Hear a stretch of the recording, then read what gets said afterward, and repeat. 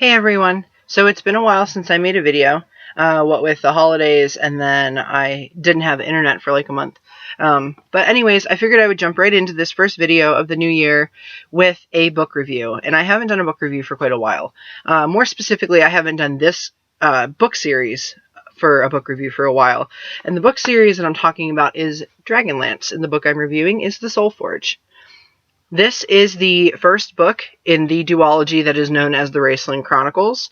It is a sub-series off of the original trilogy, and this particular sub-series is based on the character Raistlin. So when I saw that they had this, I, of course, had to grab it, because Raistlin being one of my favorite characters of the original companions from the original trilogy.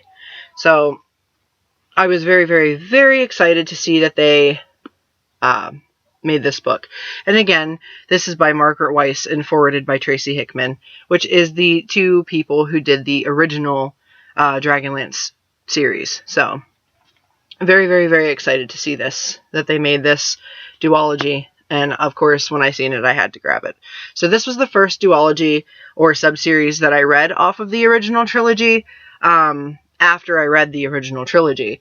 So, like I told you guys in videos way back when, I'm going to do the rest of these in the order that I read them, not particularly in the order they came out, because I am reading them kind of weird. But, yes, let's get on with this book review. So, the back says, "A mage's soul is forged in the crucible of magic. Raistlin Magier is 6 years old when he is introduced to the Archmage, who enrolls him in a school for the study of magic.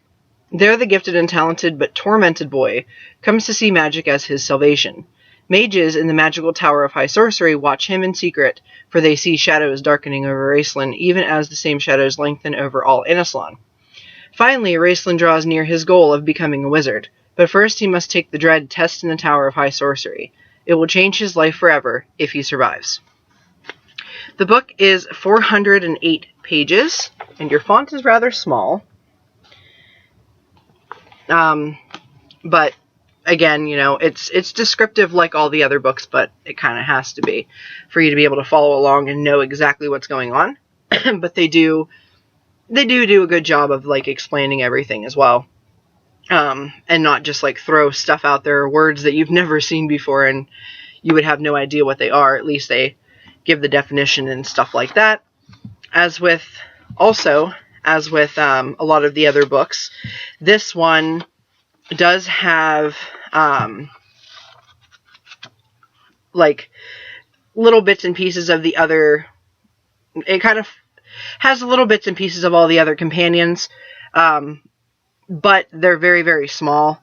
Unlike with the original trilogy, where it kind of took part of the story from a little bit of everyone, but then mainly focused on just like the main core group. This one mainly focuses on the character of Raistlin. It does have his brother Caramon in it, but he's not in it very much. This particular book explains all about Raistlin's past, from when he was a very, very small child, up until he takes the tower in the test of high sorcery. Up until he takes the tower in the test. Wow. Up until he takes the test in the tower of high sorcery.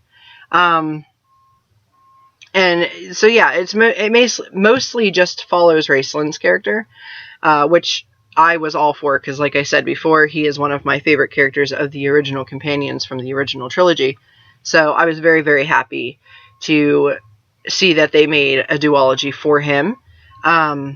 His brother is a little bit more apparent in the sequel to this, which I'll get to when I review that.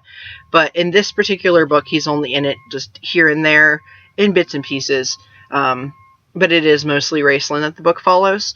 It follows him from when he was a small child to when he met his soon-to-be teacher, which taught him how to use magics and things like that, and then follows him all the way until he takes the test in the Tower of High Sorcery. And the test is meant to kill those that are weaker or those that cannot make the decisions that are needed in their life to pass pass the test.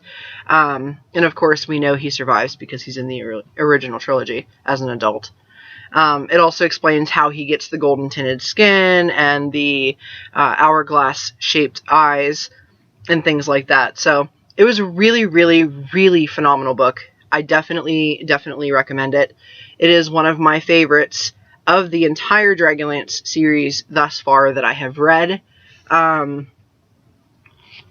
I mean, the biggest part of that for me is just mostly because Raistlin is one of my favorite characters. If you guys have read the original trilogy and you do not like Raistlin, give this book a try anyways, this duology a try.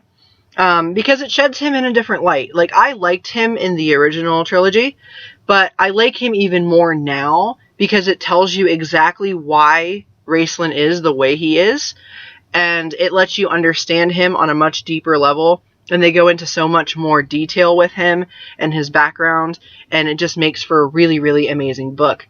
I believe when I read this that I finished it, now it's been quite a while, but I believe that I finished this book in roughly about a day and a half to 2 days. But